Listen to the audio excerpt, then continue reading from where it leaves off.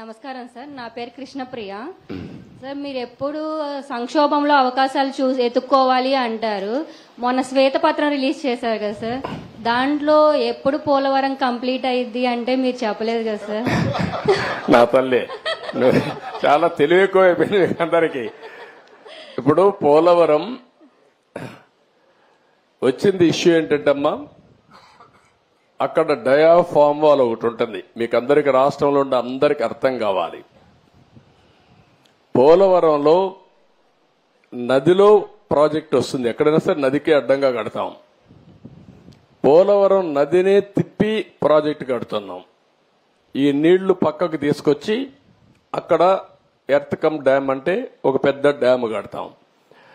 పోలవరంలో ఏంటంటే కిందన పొరలన్నీ ఇసుక పొరలు ఉన్నాయి, నీళ్లన్నీ వెళ్లిపోతాయి. అవి అరెస్ట్ చేయాలి.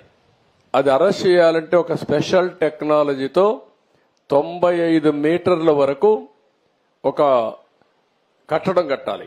ఒక స్పెషల్ టెక్నాలజీతో ఒక పెద్ద కట్టడం కడతాం. దానికి జర్మనీ కంపెనీ వచ్చి మొత్తం వేశారు. దాన్ని డయాఫామ్ వాల్ అంటారు. అది నేనేం చేశానంటే, పోలవరంలో 6 నెలలే పనులవుతాయి. జూలై నుంచి వర్షాలు వస్తాయి, డిసెంబర్ వరకు వరదలుంటాయి. డిసెంబర్లో ప్రారంభిస్తే మళ్ళీ మేకంతా పూర్తి చేయాలి. జూన్లో మళ్ళా వర్షాలు పడే పరిస్థితి వస్తుంది. 6 నెలలే వర్కింగ్ సీజన్. నేను కష్టపడి 2 సీజన్లో ఆ డయాఫామ్ వాల్ పూర్తి చేశాను, చాలా ఇబ్బందులు పడి. తర్వాత స్పిల్వే కట్టాం, అవన్నీ పూర్తయినాయి. ఈ పని చేయాలంటే ఎర్త్ కమ్ డ్యామ్ కట్టాలంటే పక్కన 2 వాల్స్ కట్టాలి. అవి కాఫర్ డ్యాములు అంటారు. దానికి కూడా నీళ్లని రాకుండా కొంతవరకు డ్రౌటింగ్ చేయాలి. డ్రౌటింగ్ కూడా చేసి అక్కడి నుంచి కట్టుకొని రావాలి. కరెక్ట్ గా నేను అధికారంలో ఓడిపోయింది మేలో ఓడిపోయాం.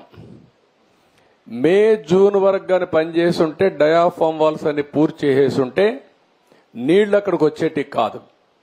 ఒక చిన్న గ్యాప్ ఉంటే కాంట్రాక్టర్ మార్చారు, ఆఫీసర్లు మార్చారు. వర్షాలు వచ్చాయి, 2 ఏళ్లు పట్టించుకోవాలా. నీళ్లన్నీ వచ్చి డయాఫామ్ వాల్ కింద నుండేదంతా సుడులు తిరిగి, ఎందుకంటే అవి పెద్ద ఎత్తున 20 లక్షలు 30 లక్షల క్యూసిక్స్ ఆఫ్ వాటర్ వస్తుంది. దేశంలోనే ఎక్కువ నీళ్లు ప్రవహించే నది గోదావరి. ఇప్పుడు ఆ నీళ్లన్నీ వచ్చి సుడులు కొట్టేసింది. కిందన మట్టి అంతా ఇసుకంతా తీసేసి కొట్టుకొని వెళ్ళిపోయింది. ఆ సుడులతో కాఫర్ డ్యామ్ దెబ్బతినింది, డయాఫామ్ వాల్ దెబ్బతినింది. ఇప్పుడు నువ్వు అన్నట్టు సిడబ్ల్యూసి మన దేశంలో సెంట్రల్ వాటర్ కమిషన్ అనేది అతిపెద్ద టెక్నికల్ అడ్వైజరీ కమిటీ. వాళ్ళు చెప్పింది ఫైనల్. ఇప్పుడు వాళ్ళు కూడా చేతులు తీశారు, దీన్ని ఏం చేయాలనో మాకే అర్థం కావడం లేదని. అక్కడ డయాఫామ్ వాల్ కట్టింది నేను 446 కోట్లతో డయాఫామ్ వాల్ 2 సీజన్లు పూర్తి చేశాను. ఇప్పుడు 3 దిక్కళ్ల 33% కోసకపోయింది, దెబ్బతినింది. దానికి 447 కోట్లు అవుతుంది. ఈ 3 దిక్కళ్ల రింగ్ బండమారిగేసి కట్టేస్తే అయిపోతుందంటే అది కూడా మేము చెప్పలేము. ఒకవేళ మొత్తంగానే డయాఫామ్ వాల్ కట్టాలంటే 990 కోట్లు అవుతుంది. అది 990 కోట్లు. రిపేర్ చేయాలంటే 447 కోట్లు. ఒరిజినల్ గట్టిపై ఖర్చు పెట్టింది 446 కోట్లు. పైనుండే కాఫర్ డ్యాములు దెబ్బతిన్నాయి, అక్కడి నుంచి నీళ్లు వస్తున్నాయి. ఆ నీళ్లు అరెస్ట్ చేయకపోతే ఇది కట్టలేము. ఇవన్నీ చేయాలంటే ఏం చేయాలనో, నేను ఇంజనీర్ని కాదు, నాకు తెలియదు. నేను అడ్మినిస్ట్రేటర్ని, నేను కట్టాలని తపనుంది. దాన్ని ఏం చేయాలో ఇంజనీర్లు చేయాలి. ఇప్పుడు వాళ్ళు ఏం చేశారంటే అమెరికాలో ఉండే 2 ఎక్స్పర్ట్లని, కెనడాలో ఉండే ఇంకొక 2 ఎక్స్పర్ట్లను తీసుకొచ్చి ఇప్పుడు పని అంతా చూస్తున్నారు. ఇన్స్పెక్షన్ చేశారు, నిన్న మొన్న వచ్చారు. వాళ్ళు మొత్తం స్టడీ చేస్తున్నారు. ఏమి ఇవ్వాలనో వాళ్ళు ఇచ్చిన ఆలోచనలు ఇచ్చిన తర్వాత పూర్తి చేసే కార్యక్రమానికి శ్రీకారం చుట్టాలి. ఇప్పుడు దీంతో ఏమైంది, ఆయన నేను రివర్స్ టెండర్ అన్నాడు. 500 కోట్లు 600 కోట్లు ఆదా చేస్తా అన్నాడు. ఇప్పటికి నష్టం ఎంత తెలుసా తల్లి, 70,000 కోట్లు. ఇప్పటికి అది 1,00,000 కోట్లు పెరుగుతుంది.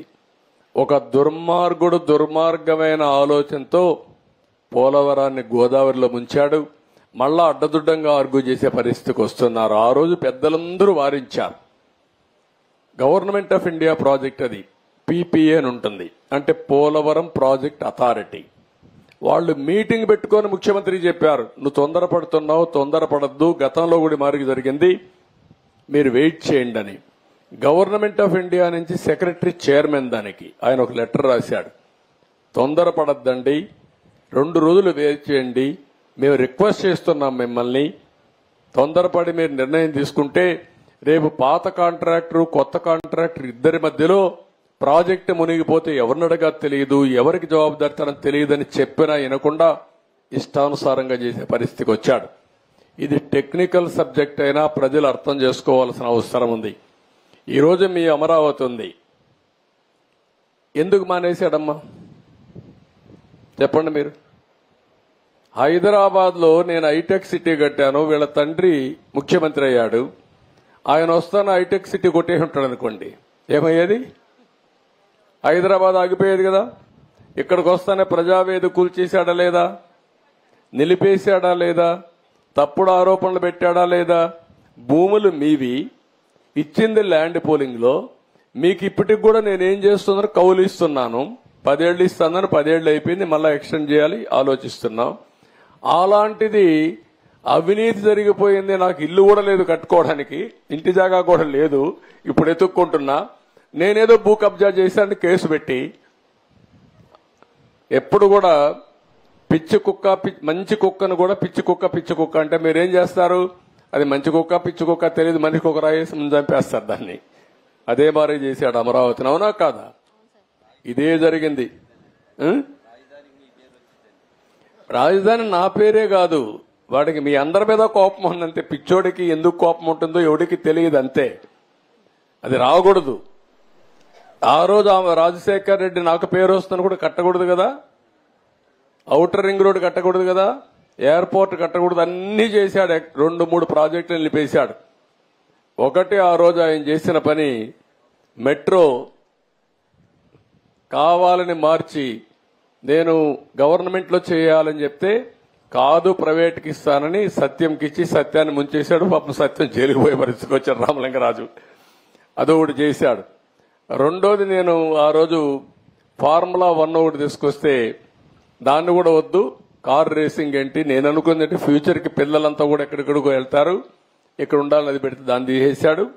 మూడోది, ఇంకొక ప్రాజెక్ట్ ఏదో ఉంటే ఒక 2-3 ప్రాజెక్టులు తప్ప అక్కడ అన్ని హైటెక్ సిటీ, వ్యాన్పిక్ సిటీ అన్ని చేశాడు.